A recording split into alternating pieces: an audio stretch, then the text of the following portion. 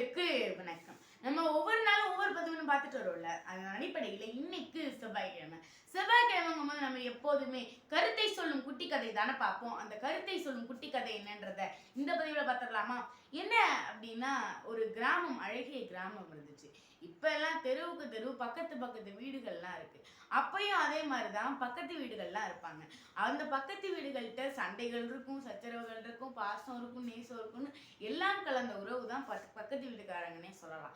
ஒரு தடவை ஒரு பக்கத்து வீட்டுக்காரம்மா என்ன பண்றாங்க, அவங்களுடைய தோட்டத்துல நிறைய காய் கனிகள் அதெல்லாம் விதைக்கிறாங்க. விதைச்சதுக்கு அப்புறமா அதெல்லாம் வளர்றதுக்கு கொஞ்சம் காலம் ஆகும்ல.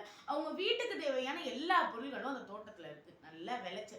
அந்த மாதிரி இருக்கிற நேரத்துல என்ன ஆகுது அப்படின்னா, இதை அந்த பக்கத்து வீட்டுக்காரம்மா பார்த்துடுறாங்க. அதை பார்த்துட்டு, என்னடா அது, இவன் என்ன எல்லா காய் கனிகள்லாம் விதைச்சிருக்கா, இது எப்படியாவது நம்ம கெடுக்கணுமே அப்படின்னு சொல்லி அவங்க வீட்டுல இருந்த குப்பைகள் எல்லாம் தினமும் இங்கதான் கொட்டிட்டு போவாங்களாம். கொட்டிட்டே போயிட்டு இருக்கும் போது, என்னடா அது, இதை பார்த்துட்டு நம்ம பல பல மாதங்களா இங்க குப்பையெல்லாம் கொட்டிட்டு இருக்கோம். இவன் என்ன சண்டையே சண்டையே போடலாம் நம்ம கிட்ட.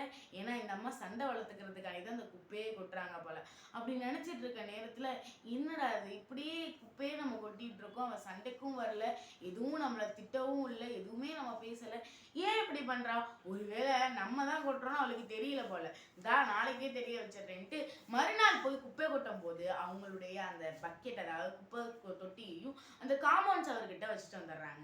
வச்சுட்டு வந்த உடனே இதை பார்த்தவங்க வந்த உடனே பார்த்த உடனே அந்த தோட்டக்காரம்மா என்ன பண்றாங்க, அதுல தாங்கிட்ட விளைஞ்ச பாதி காய்கள் எல்லாம் அந்த டப்பாக்குள்ள போடுறாங்க.